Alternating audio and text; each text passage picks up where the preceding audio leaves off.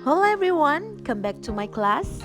Now we will learn more about structure and part of cell, what the difference is between plant and animal cell. So don't go anywhere. Stay tuned with my channel and keep your imagination and always try to make it come true. Bagian-bagian utama dari sel itu ada 4. Yang pertama ada membran plasma, kemudian ada sitoplasma, lalu ada nukleus, dan ada organel-organel di dalamnya. Sel itu ada molekul-molekul penyusunnya juga, teman-teman. Jadi molekul penyusun dari sel itu adalah karbohidrat, protein, air, lipid atau lemak, dan asam nukleat. Kita lanjut ke macam-macam sel. Sebelumnya Miss pernah singgung sedikit di kelas 10 bahwa sel itu dibagi menjadi 2. Ada sel prokariotik dan sel eukariotik. Dibedakan atas apa, teman-teman? Masih ingat? Iya, betul. Dibedakan atas ada tidaknya membran inti. Jadi kalau prokariotik itu dia tidak memiliki membran inti sel dan strukturnya masih sederhana. Sedangkan eukariotik memiliki membran inti sel dan strukturnya lebih kompleks. Contohnya untuk prokariotik ada sel bakteri, sedangkan untuk eukariotik ada sel tumbuhan, sel hewan, dan sel jamur. Oke, misalkan tampilkan dua gambar, yaitu gambar sel hewan dan sel tumbuhan. Tadi sudah kita bahas bahwa sel tumbuhan dan sel hewan itu masuk ke dalam sel eukariotik. Nah, sekarang kita akan membahas tentang bagian sel. Bagian sel terdiri dari membran sel, nukleus, sitoplasma, dan organel. Nah, membran plasma posisi atau letaknya ada di bagian terluar sel, maka fungsi dari membran plasma adalah sebagai pelindung bagi sel agar isi sel, organel-organel yang ada di dalam sel itu tidak keluar dari sel. Nah, selain sebagai pelindung, membran plasma juga berfungsi sebagai pengatur pertukaran zat masuk dan keluar. Kata lainnya itu pengatur lalu lintas di dalam sel. Nah, karena dia ini pengatur lalu lintas, maka si membran plasma punya sifat selektif permeable. Artinya, dia ini pilih-pilih, teman-teman. Hanya molekul-molekul tertentu yang bisa masuk ke dalam sel, seperti itu. Nah, membran plasma ini tersusun atas lemak yang terdiri dari fosfolipid dan kolesterol, kemudian tersusun juga dari protein, juga karbohidrat atau glikogen. Baiklah teman-teman, di sini Miss tampilkan gambar dari membran plasma. Tadi kita sudah tahu bahwa membran plasma itu tersusun dari lemak, yaitu fosfolipid dan kolesterol, kemudian protein dan karbohidrat. Nah, bagian yang Miss lingkari warna merah itu adalah karbohidrat, teman-teman. Jika karbohidrat atau glikogen itu menempel pada protein disebut dengan glikoprotein. Tapi jika glikogen atau karbohidrat itu menempel pada lemak, maka disebutnya dengan glikolipid karena lipid itu adalah lemak. Nah, kalau ini disebut dengan fosfolipid bilayar, artinya dua pasang fosfolipid. Jadi, satu pasang fosfolipid itu terdiri dari kepala yang tersusun dari fosfat dan ekor yang tersusun dari lipid. Nah, teman-teman, bagian kepala dari fosfolipid ini bersifat hidrofilik, artinya suka air. Hidro itu air, fil itu suka, jadi hidrofilik itu suka air. Nah, kalau yang bagian ekor ini dia bersifat hidrofobik. Hidro itu air, fobik itu dari kata fobia. Fobia kan artinya tidak suka, berarti bagian ekor ini bersifat tidak suka air. Selain tersusun dari karbohidrat dan lemak, membran plasma juga tersusun atas protein. Nah, protein di membran plasma itu ada dua tipe, teman-teman. Ada protein integral atau protein yang terbenam seperti yang Miss tunjuk, dan ada protein periferal atau protein yang menempel pada kepala fosfolipid. Baiklah, itu tadi penjelasan mengenai struktur membran plasma. Sekarang kita akan ke organel selanjutnya, yaitu nukleus atau inti sel. Nah, teman-teman, nukleus ini merupakan organel terbesar yang ada di dalam sel karena ukurannya mencapai 10 mikrometer. Nukleus ini berfungsi untuk mengendalikan seluruh aktivitas sel.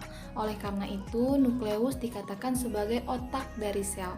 Selain itu, nukleus juga berfungsi sebagai penyimpanan informasi genetik berupa DNA, di mana nantinya DNA ini akan diwariskan ke keturunan selanjutnya.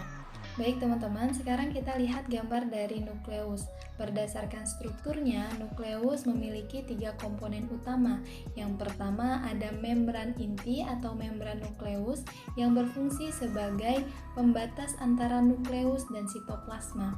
Pada bagian membran inti juga terdapat pori-pori yang berfungsi sebagai pengatur keluar masuknya zat baik ke dalam nukleus maupun keluar sitoplasma. Komponen kedua yang menyusun nukleus adalah nukleoplasma atau matrik nukleus.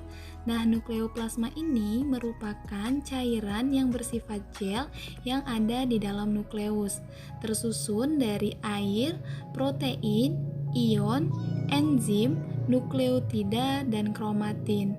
Nah, teman-teman, kromatin yang ada di nukleoplasma ini tersusun dari protein dan DNA, di mana DNA ini membawa kode genetik yang akan diturunkan ke generasi selanjutnya.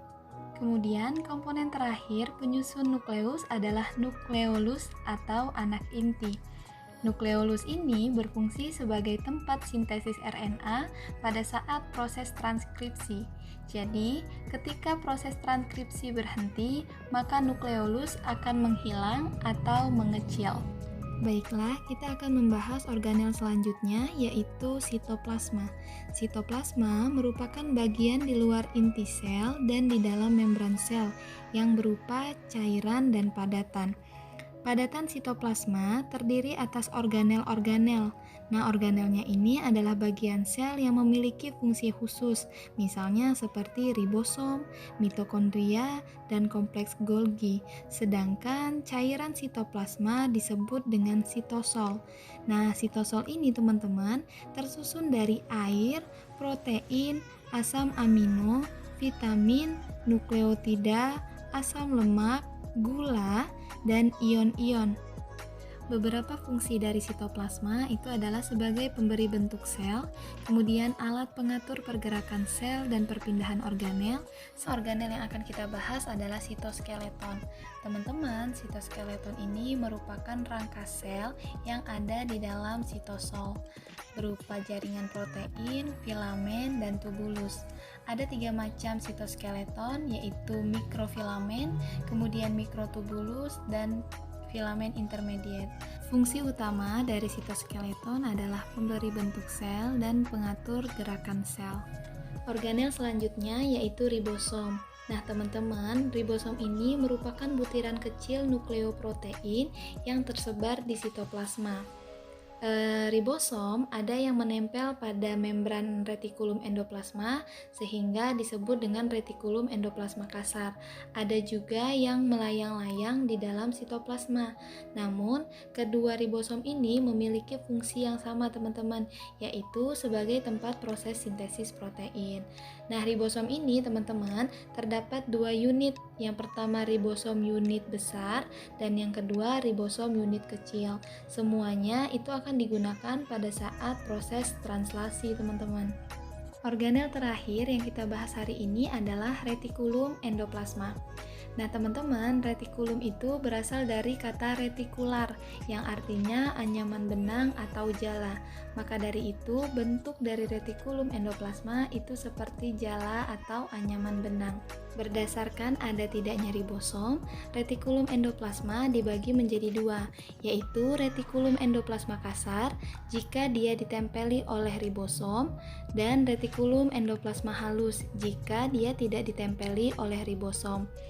RE kasar letaknya kebanyakan dekat dari membran inti.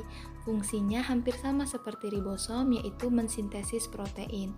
Sedangkan RE halus itu letaknya jauh dari membran inti dan fungsinya sebagai tempat sintesis lemak, metabolisme karbohidrat, detoksifikasi racun, dan penyimpanan kalsium. Mitokondria. Mitokondria adalah organel yang berfungsi sebagai tempat respirasi aerob untuk pembentukan ATP sebagai sumber energi sel, sehingga mitokondria sering disebut sebagai the power of house. Membran bagian dalam berlipat-lipat disebut krista. Bagian yang terletak di antara membran krista berisi cairan yang disebut dengan matriks yang banyak mengandung enzim pernapasan atau sitokrom. Sentrosom merupakan organel yang disusun oleh dua sentriol, terletak di dekat salah satu kutub inti sel, dan sentriol ini berperan dalam proses pembelahan sel dengan membentuk benang spindle. Aparatus Golgi atau kompleks Golgi. Organel ini berbentuk seperti kantong pipih, berfungsi dalam proses sekresi lendir, glikoprotein, karbohidrat, lemak, atau enzim. Berfungsi membentuk lisosom. Karena fungsinya dalam sekresi, maka badan Golgi banyak ditemui pada sel-sel penyusun kelenjar.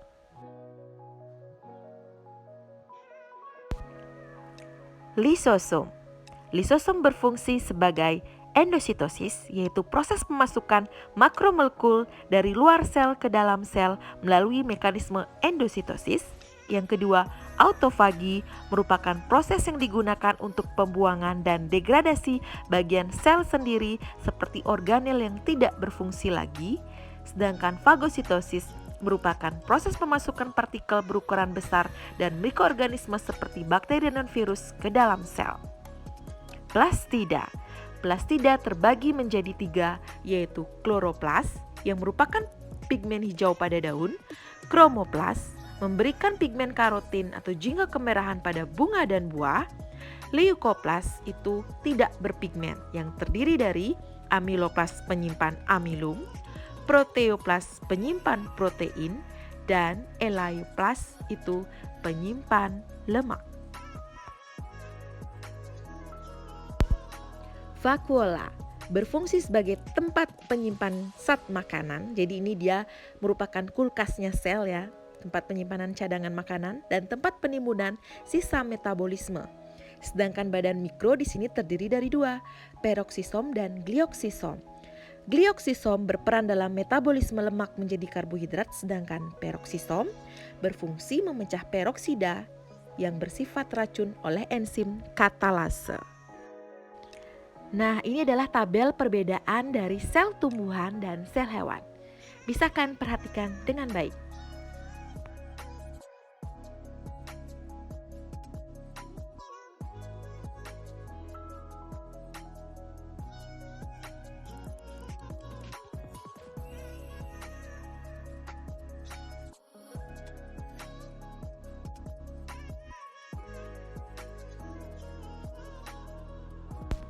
Nah, sekarang Miss kasih cara cepat untuk mengingat.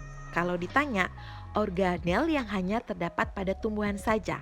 Kalian ingat saja diva, oplasi, plastik goreng yang artinya dinding sel, vakuola, plasmodesmata, plastida atau kloroplas, dan glioksisom.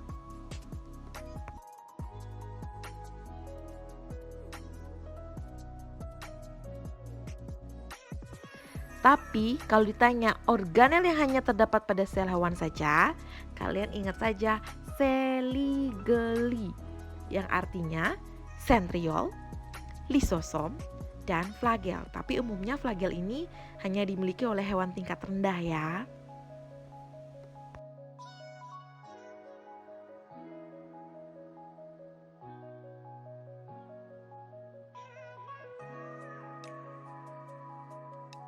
Okay, that's about my explanation about cell. So if you have any problem, any question, you can ask of me. Let's discuss more about it. So thank you for your attention and thanks for joining my class. So see you next week. Bye bye.